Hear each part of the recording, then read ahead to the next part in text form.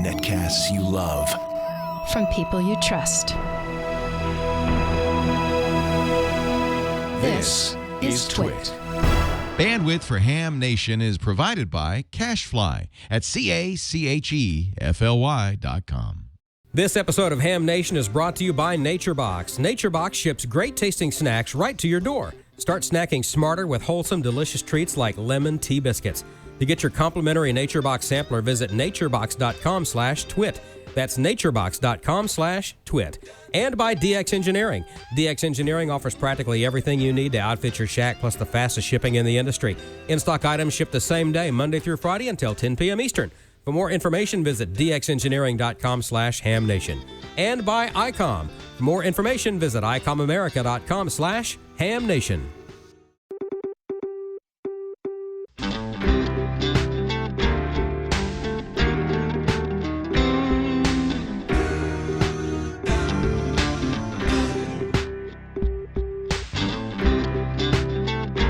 This is Ham Nation, episode number 175 for December 3rd, 2014. I'm dreaming of a DX Christmas. Welcome to another exciting episode of Ham Nation tonight. We've got the crew back after a great Turkey Day break, and boy, it's going to be a good show tonight. Let's say hello to our buddy out there from the West Coast. Gordon, you did something special for Thanksgiving this year, didn't you? We did. We celebrated it with a gang on the beach and made contact with Don. So it was a good time for all. But we were thawing out after our cold experience in New York City. But a great time at KJI Open House in New Jersey. 2 days, they doubled their attendance. They packed them in, and we had a great time. We did our ham ambassador and our ham instructor classes. They were packed to the hilt. We went to the Suffolk Amateur Radio Club that following week. And then we went to the Great South Bay Amateur Radio Club. And look at this. Is this great? I even got my own monogram shirt and mug. Great South Bay, you outdid yourself. And Ken Newbeck was the one that was driving me all over the Long Island. And we even got to see Tesla, well, not Tesla himself, but his what was left of his experiment out in Long Island. So a good time for all. Now, listen, this weekend, we've got rain here in Southern California. Thanks for sending it our way. Skywarn will have their celebration on the air December 6th, Saturday. Also, the USS Batfish and the USS Oklahoma Amateur Radio Club will be on the air both days, Saturday and Sunday. Universal Radio. I don't know, George or Don or Val, how you got started. I got started with an Icom. Make that a Hallicrafters. And then I graduated up to Icom for ham, a Hallicrafters S38E. So shortwave listeners, this catalog from Universal Radio is free, universal-radio.com. And Fred and Barbara will send you their latest catalog, and if you're into shortwave listening, it's got everything. Finally, at the end of the week, we bumped into Bob and Sarah Heil at the Radio Club of America get-together. We also saw Pete the Greek, that's the call-sign ham historian, and Bob did the best keynote talk for Radio Club of America. 200-plus black tie affair, and Bob was just his best. A standing ovation when he finished off. So it was a great time on the East Coast, and we are happy to be home. And you'll see those turkeys slide shortly. Back to you, George. Oh, thanks, Gordo. Sounds like you had a great time there. We just hung out around the house here. We did go visit my parents, and my son and one of my grandsons were in town, and all my daughters and everything. So we really had a big time. And speaking of Bob, he is not with us tonight, but we have the other guy with the three-letter name here. Hi, Don. Hey, George, what's happening? Well, look, in honor of the USS Oklahoma, look what I'm drinking out of tonight. My flavored water out of my Oklahoma cup. So that's cool. Yeah, it was fun talking to, I think it was the first time, Gordon, that you and I had actually talked on the radio in the 15 years or so that we've known each other. That was cool talking to Gordon and to WY7YL Katie on 10 meters from the beach. That was awesome. And coming up on Monday, I've got something that's kind of cool. Bob and Gordon and George all do their Skype things with Ham Club meetings. Well, I was a Skype guest at a Ham Fest not too long ago, and Monday night I'm going to be guest at the Westchester Emergency Communications Association, and they've actually put my picture on their website, which guarantees that they'll lose web hits this month. So I don't know if I don't know if Brian has that up, but the Westchester Emergency Communications Association in Sleepy Hollow, New York. So Monday night, there I am. Look at that.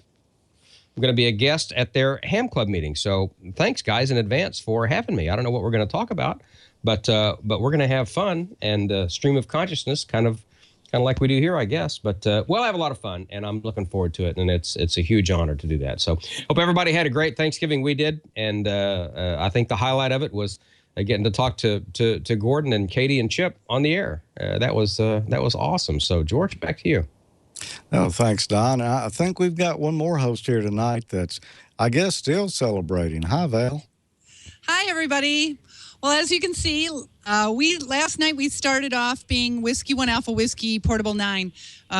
Jerry, WB9Z, was selected to be the host station this week. And so right now you can work Jerry. He's on 30CW 10.115 if you want to work WB9Z. And back behind me, we have Richard, K0XG. He's doing 20 phone right now, 14.241, and it's simplex, no split today. But we've been rocking and rolling for the last 24 hours being Whiskey 1 Alpha Whiskey Portable 9. We still got 6 more days to go, so this is kind of fun. It's exciting around here right now. Well, thanks, Val. We'll be looking to hear more from you in just a few minutes about that. Sounds like y'all are going to have a great time there tonight. Well, over the holidays, I did do one thing eventful. Tommy and I got together and created a pilot episode of a show we've been wanting to do for some time now. We did the first pilot for hamcollege.tv and got some pretty good response for it. Had a lot of fun, and it looks like we'll be doing that starting in 2015. But, Gordo, we've been missing those short shots. Did you bring any with you tonight? We did. And, Brian, if you want to go ahead, and we'll start off with the first one. Tonight we're going to talk all about directional antennas, the beam antenna. And many times folks will offer you a used beam, and it may not look in the best shape, but definitely take it. Because what the beam does is it takes energy from the left side, the right side, and the rear side, concentrates it into the forward lobe, giving you anywhere from a 6 to 7 dB gain on 10, 15, and 20. Now, this particular antenna we're looking at now is just a single bander. But we had someone that offered a tri-bander, and we saw it, and it looked pretty good, looked in fairly good shape. It had some intermittence, and, many tri-banders have different intermittence. That's Michael Cleary. Boy, he's way up there doing his thing. And what we're going to do is to get the beam down carefully with a proper climbing attire. Anytime you're working on an antenna, make sure you're absolutely away from high voltage power lines. Stay away from power lines. All right, we got everything down. We're going to put it on a sawhorse because it's tough to be working on the deck.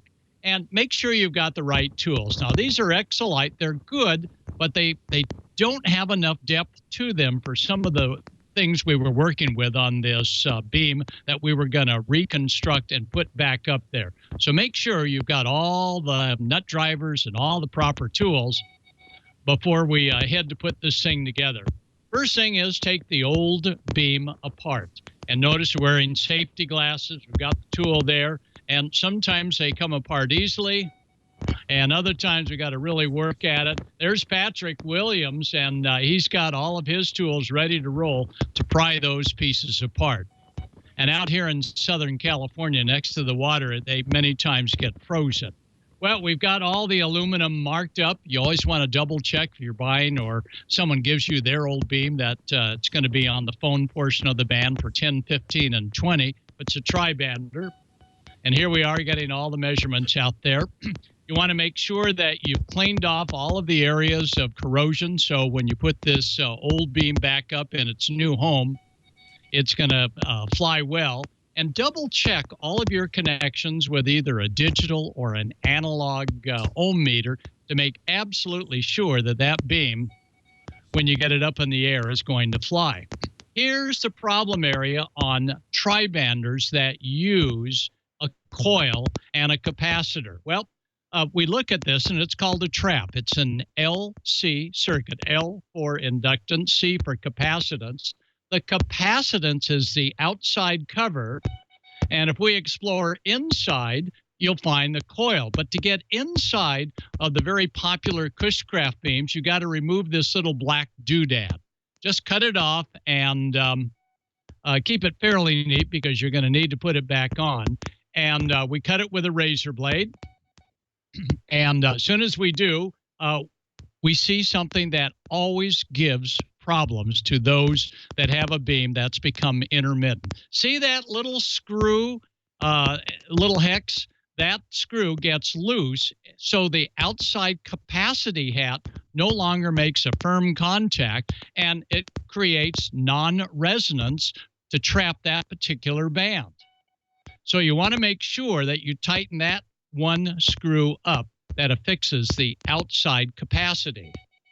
And if we look at, see what's inside, we'll take the screw all the way out because we want to be able to clean up everything on the inside. And you'll see there's a coil. There's little to go wrong with a coil, unless you run maybe 5 kW in it. And so the coil is good. We metered that out. So the problem was the outside capacitor.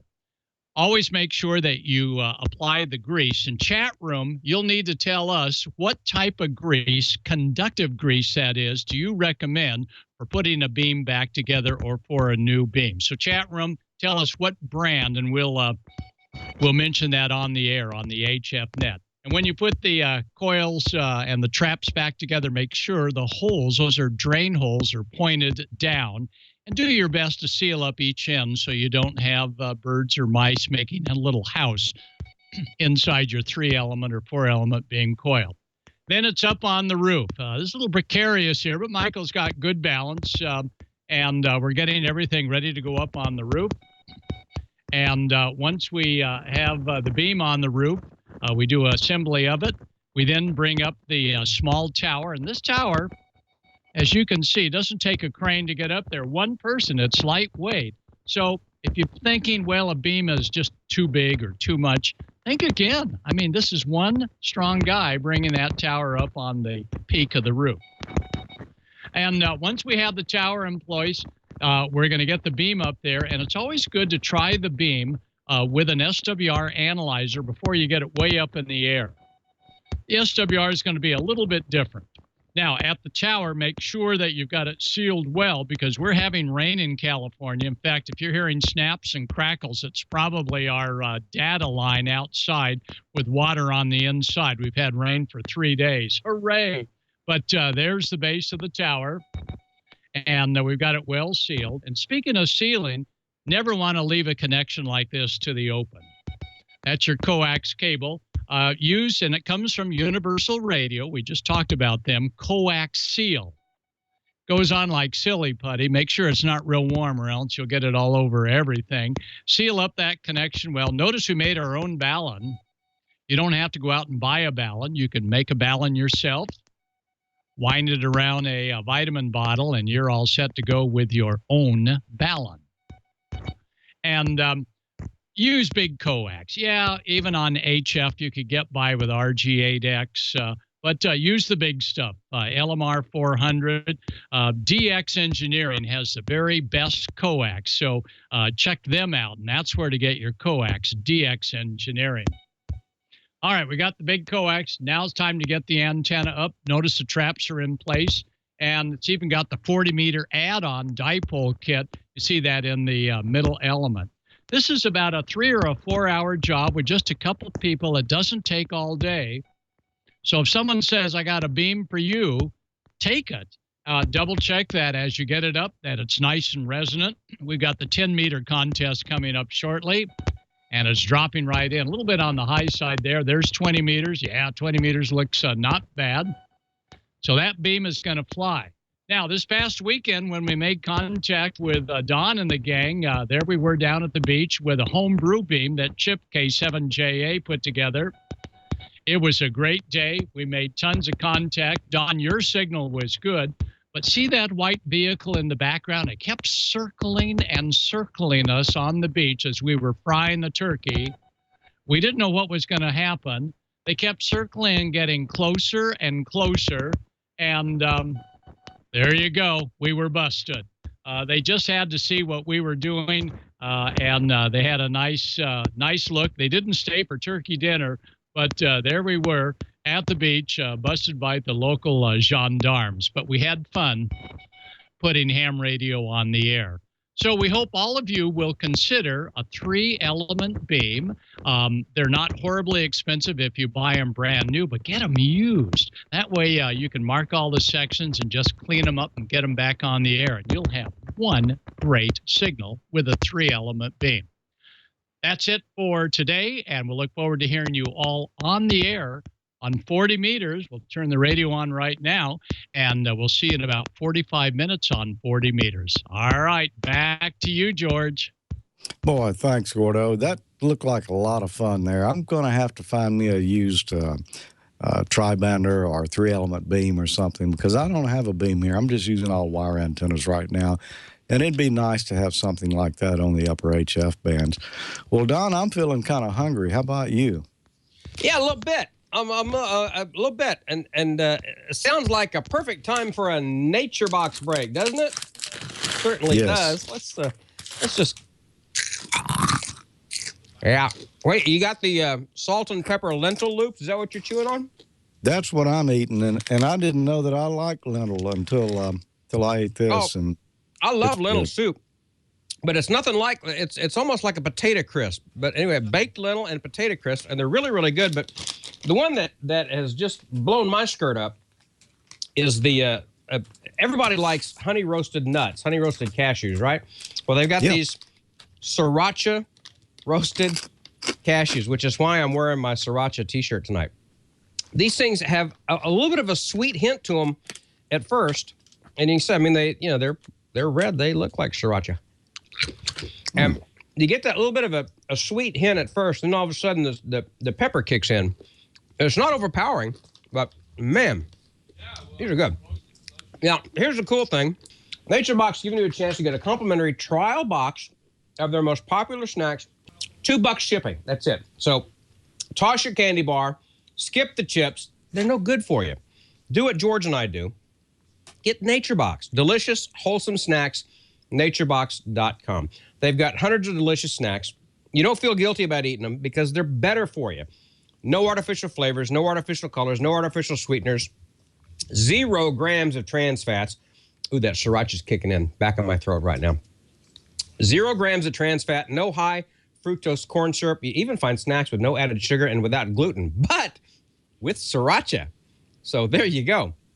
So in the afternoon when you're getting a little bit hungry, man, you pull this sriracha roasted cashews out of your desk drawer. Oh, that'd be good. Garden tomato crunchies from NatureBox, apple pie oat clusters, sea salt and cracked pepper pumpkin. Oh, that sounds good. Sea salt, cracked pepper pumpkin seeds. Anyway, it's all good, and it's all so much better for you than any other snack options out there. So for every NatureBox that you order, the company donates 1 meal to help feed the millions of Americans who go hungry. NatureBox's goal is to donate at least 1 million meals by the end of the year. You can help. Delicious, wholesome snacks for you and a meal for a person or a family in need. Man, how can you go wrong? Call NatureBox. Start your trial today. Get a complimentary sampler box. You don't even have to call. You just go online. You're sitting at your computer right now anyway. naturebox.com/twit. Stay full, stay strong, start snacking smarter. naturebox.com/twit. NatureBox, thank you so much for your support of Ham Nation and of George and our snack time. While I get the sriracha roasted cashews out of my teeth, well, I'm going to put some more in while we're watching Newsline. From Amateur Radio Newsline Report, number 1946, these are the Ham Nation headlines for Wednesday, December 3rd, 2014. The Department of Homeland Security's 2014 National Emergency Communications Plan has been released, and Amateur Radio is included. The ARL reports that the latest United States Department of Homeland Security 2014 National Emergency Communications Plan formally incorporates amateur radio in its blend of media outlets that could support and sustain communications in a disaster or emergency situation. According to the new plan, amateur radio operators can be an important conduit for relaying information to response agencies and personnel when other forms of communications have failed or have been severely disrupted. The document also describes changes that lie ahead for other forms of emergency communication, such as the 911 system. The next generation 911 will enhance the capabilities of current networks by permitting the transmission and reception of photos, videos, and text messages. This, says the agency, will provide additional situational awareness to dispatchers and emergency responders. For the Amateur Radio Newsline, I'm Bill Pasternak, WA6ITF in Los Angeles. The 2014 National Emergency Communications Plan is the first update since the original plan was released in 2008. The complete text is on the web at the link found in this week's Amateur Radio Newsline report. NASA has announced a mini satellite or CubeSat design contest that will see participants competing for $5 million in prize money and a chance to have their winning satellite flown to the moon. Here's Skeeter Nash, N5ASH. Called the Cube Quest Challenge, the objective of the competition is to design, build, and deliver to NASA a flight-qualified small satellite or CubeSat capable of advanced research in the vicinity of our moon and beyond. The competition consists of 3 separate challenges, with the prize monies divided between them as outlined by NASA. The first of these will be comprised of 4 ground tournaments to determine which entries are capable of being carried to space. This will have a prize of $500,000. A lunar derby will be a $3 million competition for establishing the capability to put a CubeSat into a stable orbit around the moon and demonstrating both its durability and communication capabilities while there. There will also be a deep space derby for demonstrating a CubeSat's durability and communication at distances up to 10 times the distance beyond that of the moon. It will bring with it a prize of $1.5 million. The prize purse in the Cube Quest Challenge is the largest cash prize the agency has ever offered. Full info and entry requirements can be found at the link in this week's Amateur Radio Newsline report. Staying with space, Ham Radio has returned to the International Space Station with the arrival of European Space Agency astronaut Samantha Cristoforetti, IZ-1UDF, after a 5-hour, 45-minute trip that began at the Baikonur Cosmodrome in Kazakhstan. Cristoforetti made the trip along with United States astronaut Terry Virts and Russian cosmonaut Anton Sklepirov, seen here left and center, respectively. The 3 new arrivals were welcomed to the orbiting outpost by Commander Barry Wilmore, along with cosmonauts Alexander Semotkutyaev and Yelena Serova. Cristoforetti will remain aboard the station until mid-May. The current crew is slated to return to Earth in early March. Skeeter Nash is back with a couple of interesting new ham radio and computer-related products. Broadband HamNet has announced a new firmware release titled 3.0.0. This latest version includes the Ubiquiti M9 series AirMax devices, giving hams use of the 900 MHz band for mesh networking. This latest release builds on a series of advancements that build on the Ubiquiti firmware released for the 2.4 GHz and 5.8 GHz ham bands earlier this year. A new and inexpensive Raspberry Pi Pico computer, christened the Model A Plus, has been released. Selling at only about $20 US, depending on where you buy it, this is a truly updated version that features, among other things, a 700 MHz Broadcom CPU with 256 megabytes RAM, a 4-pole stereo audio output, a composite video port, and a full-size HDMI connector. Also included are ports for connecting a CSI camera and Raspberry Pi touchscreen display that are sold separately. The Raspberry Pi A Plus measures only 56 by 65 millimeters with standard mounting holes already drilled into the PC board. And as usual, you'll find the websites for both in the full edition of this week's Amateur Radio Newsline report. And that's all from the Amateur Radio Newsline, your independent source for amateur radio news, brought to you each and every week for over 35 years and counting at www.arnewsline.org. With Bill Pasternak, WA6ITF, and Skeeter Nash, N5ASH, I'm Don Wilbanks, AE5DW 73. We'll see you next time here on Ham Nation. All right, some good information. George, maybe Santa Claus will bring me one of those raspberry pies. I've been wanting to get one of those ever since August when I didn't get to go to Huntsville. I need to get a raspberry pie so I can put it together with my DVAP. Oh, and speaking of Santa Claus, you know that did you know that Santa Claus has a ham radio? I've heard him on the air. Yes. Yes, and you can hear him actually. There will be a Santa Claus net on the Dewdrop In Echolink conference server, and they have asked me to record a little promo for them. And it's time of the year kind of again. cool. That's right. Time for the Santa Watch Net. That's right. Santa will be making his rounds, and once again, for the 4th year in a row, the gang at the Dewdrop In will be watching the radar. Join the Santa Watch Net, starting at 1800 hours Eastern Time. Oh, my little elf Dave in 3NTV will be calling the net and keeping track of old Santa's location. And like last year, Santa has a radio in his sleigh, and he may chat with the kids again. Oh, bring all the little ones and get them checked in. Third-party traffic, of course, always on the nice list. Once again, the Santa Watch Net, Christmas Eve, 1800 hours Eastern on the Dewdrop In Echolink conference server, number 355-800. Merry Christmas from me, Santa, and of course my little elves at the Dewdrop In. So you got kids, get them around the computer or via the radio to Echolink to the Dewdrop In conference server for the Santa Net coming up on Christmas Eve, and it's I was honored to be asked to do that for them. So if you listen to, you'll probably hear that from now through Christmas on the Dewdrop In conference server issue. There's Santa. I'm gonna have to put some video behind that audio because nobody wants to look at my face while we're listening to that. But anyway, I wanted to share that with you. So Santa Claus Net on the Dewdrop In Echolink conference server Christmas Eve. Check that out. George, what do we got going for Smoke and Solder tonight? Well, tonight on Smoke and Solder, you know, several weeks ago, Bob showed us his passive line level mixer that he built years ago. And Randy's been building on one of those. And I think he's going to wind it up for us this week. So let's take a look.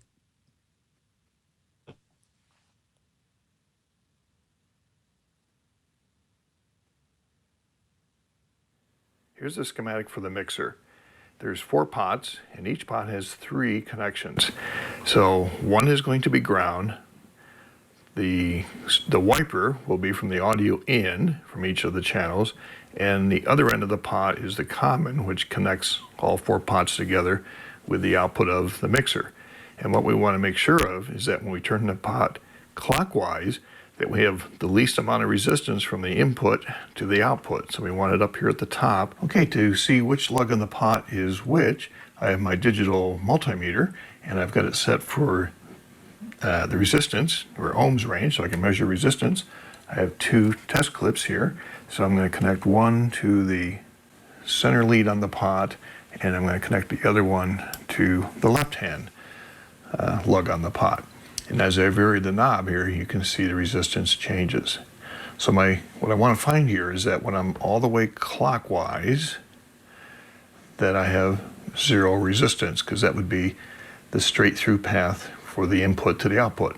So from the center to the left lug, it's 10K. So that's not the lug I want to use for my common. I want the right-hand lug, position it there, and now you can see when I turn it all the way clockwise, it goes down to ground. Okay, so I've labeled the pot lugs on the schematic. The left lug will be the common ground, and there's ground symbols here, these little triangles, so those will all be wired together. We just don't show the wires on the schematic. It would just get too messy and too complex. The center will go off to the 2.2K resistor, which will connect to the input jack, and the right lug, all those will be connected together to form the final output of the mixer. So let's get started and solder on the 2.2K resistors. So I have one of the resistors here, and I'm going to cut the lead, so make it about a 1/2 inch long, and then I'm going to take the end of it and bend it into a little hook. So I'm going to pass the wire through the hole in the lug, and use the pliers to squeeze that down tight. There we go. And now I can come in with my solder and move around, place some solder on there, and come back and hold that till it cools. And there I've soldered that resistor on. And I place the 3 remaining resistors on to the center lugs, and I will solder those on now. There we go. And this is the wire I'm going to use to hook things up. I think what I'm going to hook up first here, wires from the resistors over to the jacks. I think I'm going to use a yellow wire. So here's some yellow. Peel this apart and cut this up and tin the ends. So I'm going to cut these, and I'm going to basically, well, make it easy. I'll just go from metal to metal. I'll have a little extra over, but that'll be fine. I'm going to need 4 wires at that length. So I have my cutters. So there's 1, and then I'm just going to match the lengths and cut. So what I'm going to do is cut off about 3/8 of an inch of the insulation off of each end. So I just place that in my stripping tool here. It's a pretty small wire, so just use the end and put that in there and just pull. And I strip off the yellow plastic. So I got to do this to all of these wires.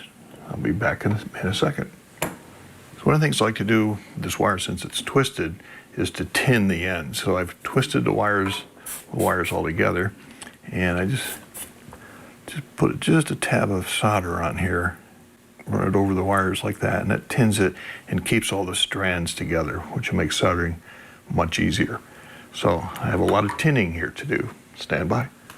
So the way I'm going to attach the wire to the end of the resistor is I'm going to cut off the resistor lead, say about a 1/2 inch out from the body of the resistor, and I'm just going to twist the end lead around the resistor wire. And now I can take my soldering iron and just put a little solder on that. Okay, so what I need to do now is solder the end of this wire to one of these lugs on the jack. But which one? Well, there's 3. These are for, it's called tip, ring, and sleeve. The tip is the very tip of the connector. The ring is the next one. The sleeve is the body. Well, I can see the inner lug here is connected to the body, or the sleeve. And the tip this is the longest one, so that'll be the tip. So it's either going to be this lug up here or this lug down there. And I can use my ohm meter, my multimeter, and I have it in the beep mode. I'm shorting the leads together. So what I'll find is which lug is connected to the tip. And is it this one? No, of course it's not that one. So it's the one up there. So it's the top left one is where I need to solder the wire onto. And whenever I'm soldering a wire, I always bend it into a hook, pass the hook through the hole in the lug, and then use the pliers to squeeze that down. But since I'm using 2 jacks for my input, I don't want to solder this yet, and because I may close up the hole. But what I want to do is wire another wire from here up to the center of this RCA jack for my input. Okay, so I made up a hookup wire a little over 1 inch long, and I've got my hooks bent into the end, each end. So I'm going to place this through the hole, I'm going to bend that down, which would be soldered 2 wires. So, and now I'm going to bring the wire through the hole in the other connector, get a squeeze that. Here it's through the hole. Solder that. Okay, so I got my first wire wired from the center of the pot through the 2.2K resistor over to the tip connector on the 1/4 inch and also to the connector on the RCA. I've got 3 more wires here to solder in, so I'm going to go ahead and do that, and then we'll go on to the next step. Okay, and there I have all of the wires. Okay, so I have the pot through the 2.2K resistor going to each of the 4 input jacks, and now I need to connect the right hand lug of all the 4 pots together, and also the left-hand lugs of all the 4 pots together. And again, that's just going to be getting a lot of little wires and looping these connectors all together. So that's what I'll be spending a few minutes to do. All the input and output signal wiring, and the only thing left to do is all of the grounds are common. That's going to be a lot of wiring because all these other connections on the pot need to be jumpered together over to the ground position on each one of these jacks. Okay, so I have all the left-hand commons and the pots together, the wire brought over to go across the front. And again, this is going to go to the sleeve connector on the 1/4 inch. So I gotta go from here and loop all the way down, and then I'll come up and I'll go all the way across. Could this be the last wire? Bend that over nice and tight, solder. And it flows on the lug and the wire. We're done. I just look this over and push wires out of the way, put all the knobs on, counterclockwise, and put the arrow down at say about the 7 o'clock. And there's a little set screw. And we'll just put the top on and give this a try. I think I'm done. I'm done with Bob's mixer. A lot of wires. It's not a hard project, but just a lot of wires to make up and solder.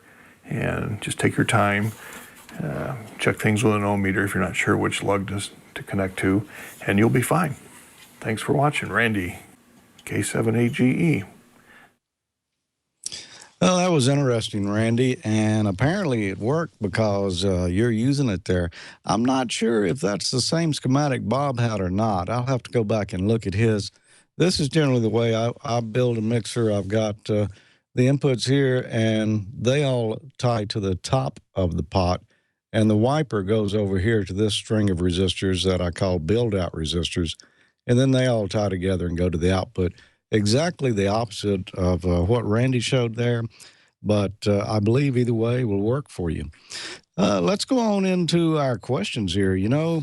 Last week I showed you, well, actually it's 2 weeks ago, I showed you that Fish 8840 component tester, and I asked you a question of what 2 parameters does the Fish 8840 use to measure components? And the questions, well, the answers were, let's just say that not very many people got very close on it. I had a couple that got close, but the one that best matched what I was looking for came from Dennis Milliken, KD6AXQ, and he said the Fish 8840, I believe, uses voltage and time as the parameters to test a component. And congratulations, Dennis. That's what I was looking for because that's about all it's got to work with is voltage and timing pulses. So we're going to send you this Heil HBA, Heil Bluetooth adapter. You've got the transmitter here that has an XLR connector in it. You plug on the bottom of your microphone. And the receiver with a 1/4 inch connector. Plug that into your rig, microphone input, your mixer or whatever. Hit the buttons on the top of both of these, and they'll pair together, and you've got a wireless microphone, essentially. So we'll be getting that out to you this week. Now, for next week, we're going to do something, well, if I can find my piece of paper. Actually, I drew a schematic on the back of it. Here we go. These towers that are back here behind me, they look kind of like Blow-Knox towers, but they're not.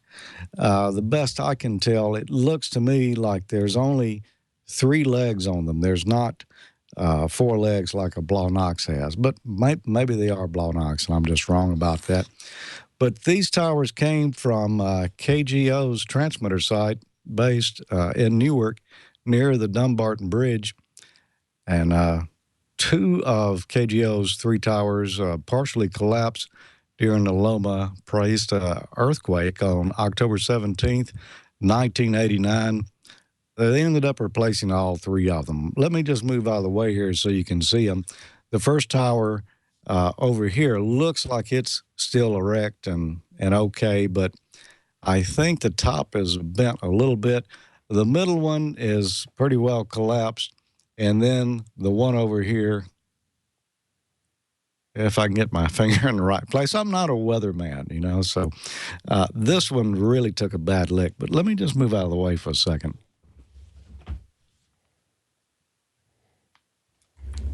That's a sight you don't want to see. So they scrapped those and replaced them. I don't know if they went back with self-supporter towers or guide towers or what. But that's going to be our question for next week. And the prize I've got here is one of these little MFJ 24-hour clocks. Perfect for use in your ham station. You can put your local time on it, or you can put UTC on it, and it's going to give you a 24-hour readout. So you don't have to convert that AM, PM stuff. You just got it correct when you look straight at your clock. So our question is going to be, looking at these towers back here, what does KGO stand for? You know, all the early radio stations, their call letters meant something. So send your answer to me, hamnationcontest@gmail.com, and tell me what you think KGO stands for, and you might win this little MFJ clock. And it looks like right now it's time to bring Don back in, and let's talk a little bit about DX engineering. Yeah, I don't know what KGO stands for, but I know what DXE stands for. It stands for the best ham radio catalog ever, and I also know what LDG stands for, and that stands for some awesome antenna tuners. And if you want to pick up your catalog and follow along with me, I'm on page 32. We're talking about LDG antenna tuners. You cannot overstate the importance of having a properly tuned antenna. It's even more critical if you have less than desirable antenna setup, like, I don't know, a tower that's folded in half. I bet an LDG could load that tower up. I bet it really could. With that in mind, DX Engineering carries LDG and their amazing line of compact antenna tuners. They ensure the proper antenna to radio match. They optimize your rig's potential, and just as important, the proper antenna tuner protects your gear against damage caused by a mismatch, an impedance mismatch, an antenna radio mismatch. There are a lot of different flavors of LDG antenna tuners, and you can see them right there. What I say, page 32. I've closed my catalog now, but pick up your catalog and look. I believe it's page 32. Many are radio specific for popular models from Icom, Kenwood, Yaesu, and more. They're tailored to small, like tenth of a watt all the way up to 1,000-watt stations, depending on the model. LDG tuners available for all the popular HF bands from 1.8 to 54 megahertz. When I had my Icom 706 Mark II-G, I used that little LDG, one of those little LDG tuners. It was perfect. It was the same size as the radio. It worked really, really good. They're perfectly suited to your dipole, your vertical, your Wyndham, your beam, no matter what you got. If you need to tune it, it'll work. And depending on the tuner that you select, they're compatible with 6 to 1,000 ohm loads. So they're really, really versatile. And the LDG tuners contain up to 2,000 separate memories. They tune almost instantly, typically just fractions of seconds, and you are on the air and ready to rock and roll. They can also be powered by an external source. Many receive power from the radio. The one that I had a 9-volt battery in it, so it was great. Like I said, battery power. Make them perfect for your QRP rigs, your field day, vacationing. You can install and operate pretty much any of these tuners remotely as well. It frees up space on your desk so you can put more radios on there. DX Engineering also carries all the related accessories you need, complementing meters, remote controls, installation cables, all the stuff from LDG. And if you want more information and specs on all of the LDG tuners at DX Engineering, you can find them at dxengineering.com. Make sure your station is operating at maximum efficiency with the correct antenna tuner, and get it from LDG and DX Engineering. And DX Engineering staff of amazingly experienced operators can also help you select the perfect match. Yeah, I'm punny. The perfect match, yes, for your setup. And fastest shipping in the industry. DX Engineering ships faster than anybody else. If you get your order in by 10 o'clock Eastern tonight, if it's in stock, it'll be on a truck headed your way tonight. Proven products, expert advice, and beat a price guarantee. DX Engineering helps you shrink the globe. Grab your catalog. Get it online 24 hours a day, 7 days a week. DXengineering.com/HamNation. DXengineering.com/HamNation. DX Engineering. Thank you for supporting Ham Nation. We appreciate you, and we appreciate Val, too. How's the W1AW stroke 9 thing going, Val? Oh, it's going great over here. These guys are rocking and rolling, putting a lot of context in the log, and I'm kind of jealous, wishing I could be operating, but as soon as the show's over, I'll probably get on the air. But yeah, they're having a good time. Since we just had Thanksgiving, and it's still close enough where I just want to send out some thanks in honor of Thanksgiving. First of all, I want to thank all the VEs out there and the instructors like you, Gordo, and any contest organizers. I want to thank also state QSO party organizers, de-expeditioners, all of our ham net control operators, anyone in RACES, Aries, and all the weather spotters out there, all the people who hold positions in their local and national clubs, of course, Elmers, and everyone at Twit TV, and my fellow co-hosts of the show, and anyone else out there that I may have missed that volunteers to help make this hobby so incredible. I just want to thank you all because a lot of you guys put in a lot of time, and it sometimes goes unappreciated. And it's because of everybody volunteering at all these different positions. It really makes this hobby so wonderful. And on a non-ham related note, of course, I want to thank anybody who has or is actively serving in the military. Now, as far as DXing and contesting go, maybe a couple of you guys have worked a contest or two, or maybe you got to be Whiskey 1 Alpha Whiskey portable station like these guys back here. So you've had your first taste of working a pile up, and now you've got bit by the bug and you want more. Well, then you're going to want to watch this video right here because I'm going to tell you how to do a little DXing and contesting holiday style. I'm going to talk about taking your DXing or contesting to the next level. Now, before you can jump in and go on a major DXpedition like this one here, believe it or not, that is a DX entity, Scarborough Reef. You're going to want to start off first DXing or contesting holiday style. So I'm going to be showing you QTHs that you can rent that are all ready to go. And I'm going to start us off with easier ones that don't require a visa, just a passport. Like this one, Prince Edward Island. Now you can see they have a vast array of antennas all ready to go. They also have a couple of operating stations in the QTH, and there's their website, peidxlodge.com. And here's Curacao, which is in South America, a little island just north of South America, considered part of South America, and this is called PJ2T. Now, this ham shack is available for rent, for contesting, or for DXing. They have multiple ham stations there, so you could actually run a multi contest from here, pj2t.org. Now, let's say you want to go on a DX holiday, but the YL wants to go somewhere nice. Well, you can kill two birds with one stone here with Hawaii. This is the Lailani Bed and Breakfast located on the Big Island of Hawaii. Perhaps you want to set your sights on something a little more rare? Well, you could go to Senegal, which is in Western Africa, which is currently declared Ebola-free. Now, maybe you're looking for a little bit more adventure. Well, how about an African DX safari? Now, these safaris are usually not a QTH to rent. You might need to assist in setting up some of the antennas and equipment before you can operate. They do customize their safaris every year to where you want to go. They offer Botswana, Lesotho, Mozambique, Namibia, South Africa, and Swaziland. And now they do only stay at 5-star hotels and casinos or game ranches, so you will have deluxe accommodations. And here's a bunch more QTHs that you can rent for your DX holiday or contest. Now you're sure to draw a pile up in the Bahamas. Also, there's Aruba. They have been known to rent that QTH out for certain contests. Or how about Bermuda? Get a nice pile up there. And Costa Rica, and Greece. Or how about Turks and Caicos? There's so many places you can rent from. Now, a lot of what I'm showing you, I pulled off a couple of websites, but bear in mind they did not keep them up to date. But all of these actually do have active websites, which hopefully means it's an active QTH rental. But here are the websites I pulled from. Now, you can go here and do a little research for yourself because there's a lot more QTHs out there that you can rent, and they are listed on these sites right here. All right, you found that perfect ham shack to rent. What next? You're going to want to work on getting your license.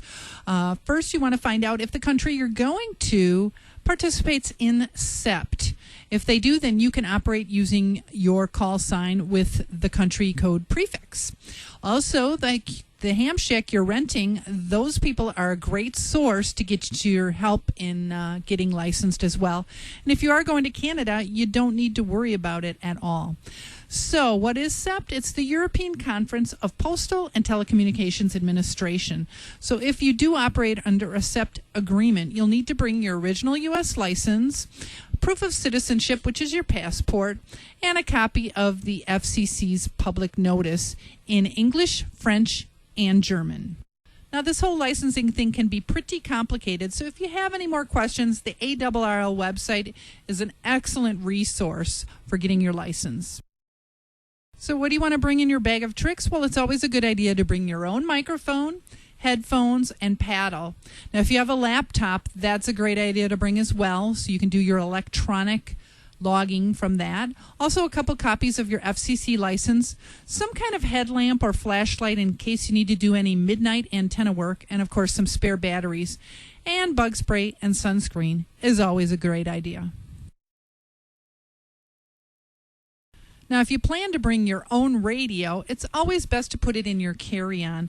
Now, make sure you keep a copy of your FCC license and a copy of the bill of sale for that radio and any other electronic devices that may get flagged at airport security. Keep it with the radio in your carry-on. And if you did obtain a foreign license, put a copy of that in there as well. And last but not least, go explore, DX, and have fun. And we'll see you in the pileups. So hopefully everybody can get out there and go rent a shack. They're all over the world, and there are a lot of them. So if you have your sights set on something, I bet there's a shack to rent, or a lot of them are ham friendly. They'll let you, hotels will let you put an antenna on their roof, things like that. So those two websites I showed you earlier, if you go there, you might find more if you're looking just for ham friendly, but you'll have to bring antennas and radios with you.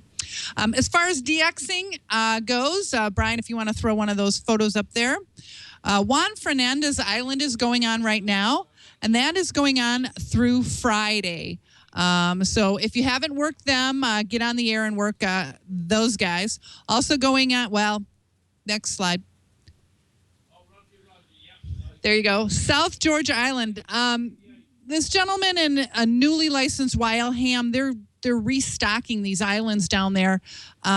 Weather permitting, they may be on the air today. Last time I checked, they weren't on the air, but look for these guys perhaps.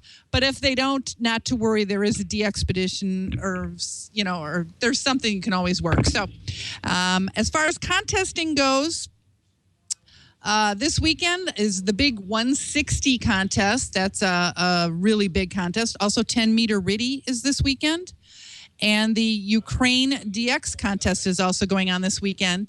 And then I just want to tell everybody that Randy, our own Randy, Kilowatt 7 Alpha Golf Echo, he's going to be doing a PSK net tonight on 7.071 for any of you PSK 31 guys out there or gals. You might want to go in and check in on that one. And then Steve's taking early check-ins right now on 14.283. So right now, I think I'm going to head it over to my favorite manufacturer, Icom.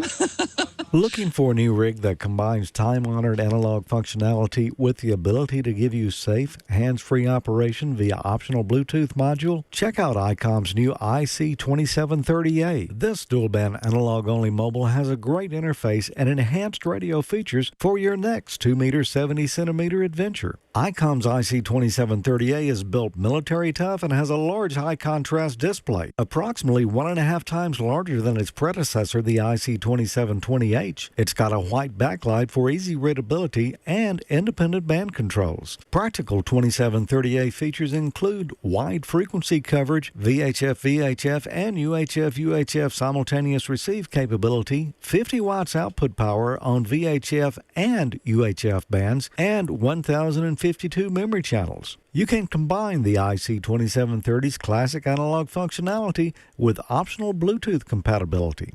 For hands-free and remote control operation, install the optional VS3 Bluetooth headset and UT133 Bluetooth unit. Wirelessly control the radio with 3 programmable buttons plus a push-to-talk button.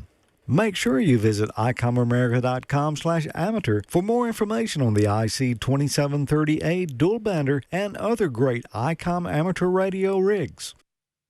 And as of November 2014, the FCC has not yet approved this radio for sale in the U.S., so check back to Icom's website for more information. And there's a special going on that you might want to know about. You can purchase a D-Star compatible radio between November 15th and December 31st of this year from Icom US or Icom Canada and earn points toward the D-Star infrastructure program to get a D-Star repeater for your club or group. So check icomamerica.com/amateur for more information on that. And you can also tune in and enter to win each week after Ham Nation.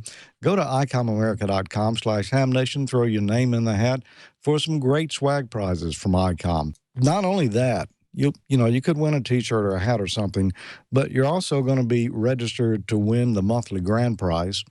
And for November, we've got a grand prize winner. We're giving away the Simple and Tough IC7200HF rig with a lot of great features on it.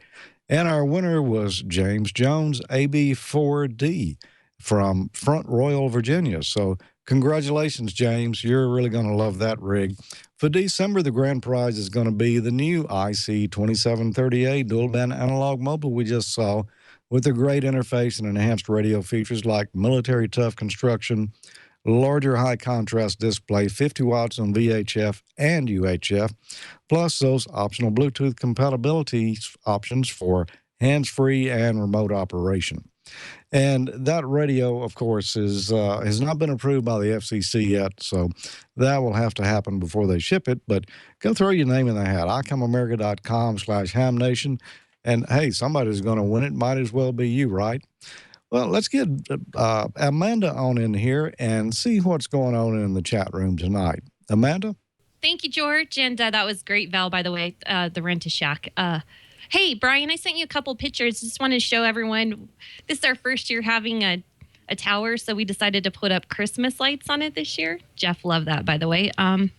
If you have those photos, go ahead and show them. So this is kind of duskish, where you can still see the tower. And then the next one just shows it where it's kind of dark. And I just love the lights, and that's so cute.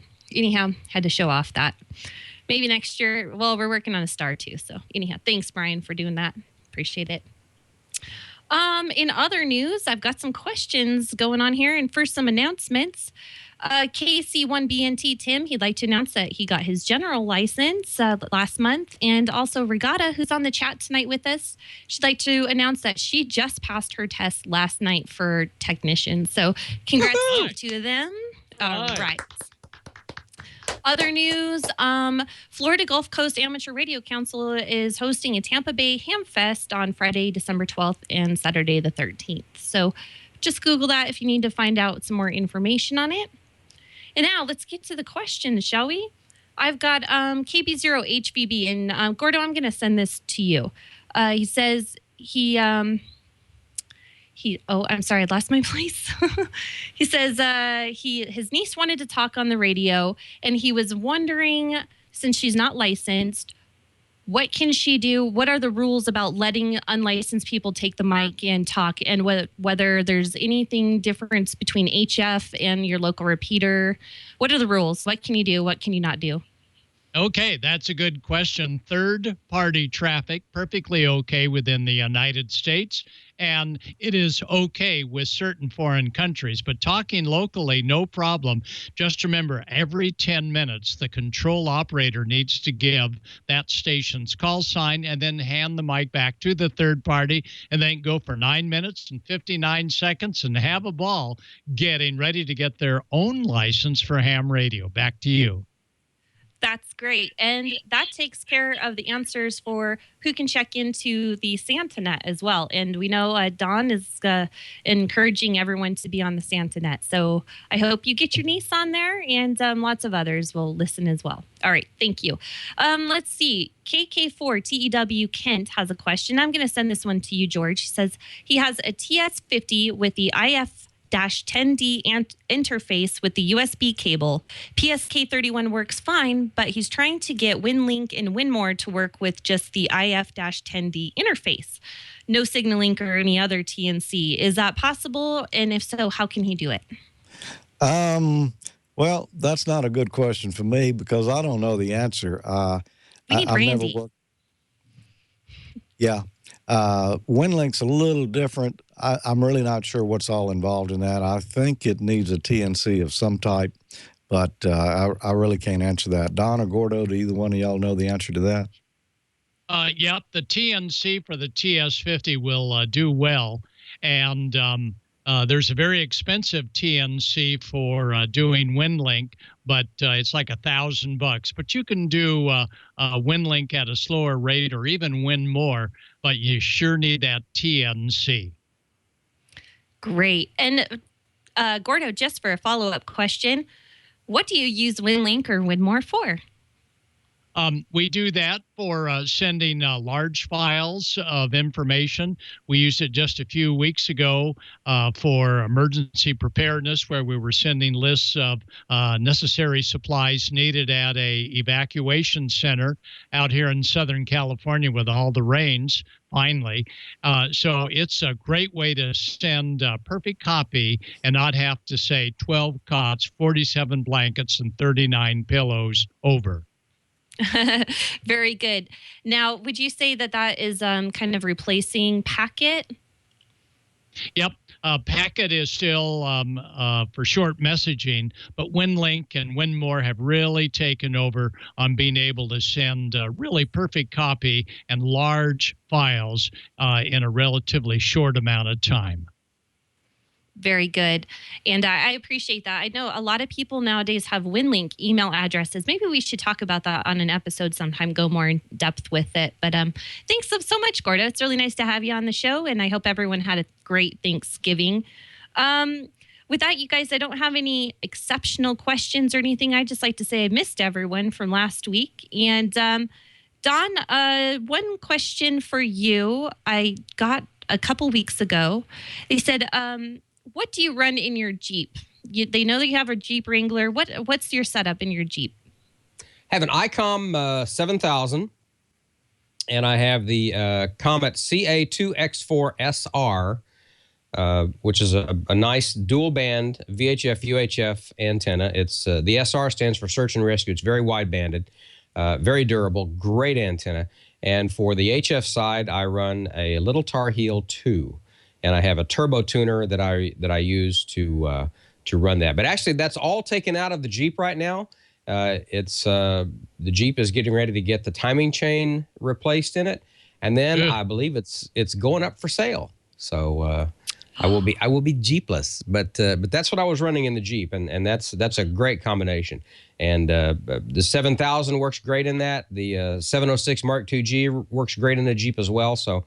That's a good setup for something like that. Just make sure you don't get water in it, because if you get water in the radio, it's going to ruin it. So that's one thing you got to make sure of. And a Jeep like that, you're going to get wet. So whether it's raining with the top down or you're going through some high water, so make sure that you place the radio where there's not going to get any water in it. Very good, and all of your connectors as well, I suppose. Yep. Okay.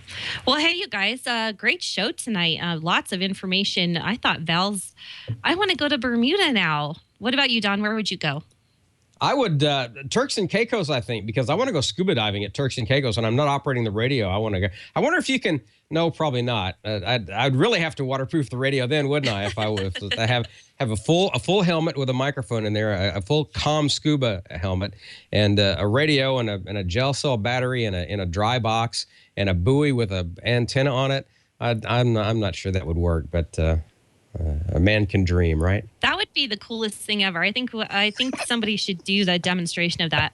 Let's see, George, where would you go if you had to pick from those rent-a-shacks? Oh, I have no idea. That would be a tough call. But I will say that I did talk with someone on 10 meters over the holidays who was in the Bahamas and very likely could have rented the shack Val was showing there. So that's a great thing, you know, if you got the resources. You don't have to own an island. You can rent one.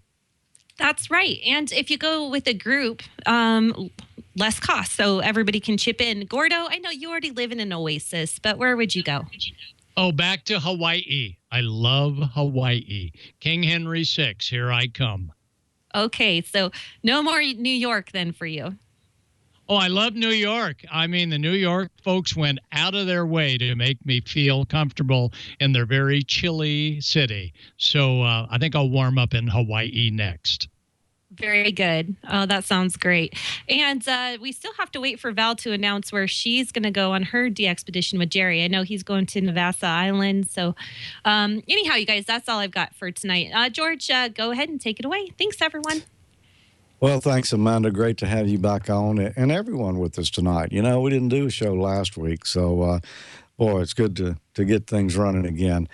We appreciate you being here, and we'll see you again next week for another chat room session there. Let's make the rounds real quick. Gordo, have you got any last-minute words of wisdom for us tonight? Yes, words of wisdom. I'll be on 40 meters around 72, 78, or 79. Just listen for Garlic Mike. Bob Heil says, sorry he couldn't be here tonight, but what a time he and Sarah had in New York City. He was the best. And we have a lot of fans back there on Ham Nation. Back to you, George. Okay, Gordo. Good to see you again, too, and we'll see you next week. Don, Gordo just gave us the words of wisdom there. Have you got just some crap or something you can tell us to kind of wind the show up with if you'll swallow what you're eating? NatureBox. What is that? That is the good stuff. Yeah, NatureBox. You're going to make me pull mine back out. Nighty-night, Don. Well, good to be here again. We'll see y'all again next week. I believe Bob will be back with us then. You want to check in on our nets, though, after the show, I don't have the exact frequencies for these, but on 40 meters around 7.268, on 20 meters around 14.268. Cheryl is going to be on 3847 for you 75-meter buffs. You can check in on Echolink at Stardew drop-in star node number 355800, or you can check in on the Ham Nation D-Star net at Reflector 14 Module C. And if you don't have a D-Star radio, you can still listen to that net. Just go to hamnationdstar.net and, hey, you can eavesdrop a little bit on them. Well, that's it. Great to see everyone here tonight. Oh, one other thing. Randy is going to be playing on PSK 31 tonight, and if I can find my note here, he's going to be somewhere around 7.071. Check him out there on PSK 31. I checked in with him a couple of weeks ago when he did that. We had a fun time. So, 73, everyone. We'll see you back here next week. And don't forget the Santa Net, Christmas Eve on the Do Drop In. Good night, everyone. Ho, ho, ho. Good night.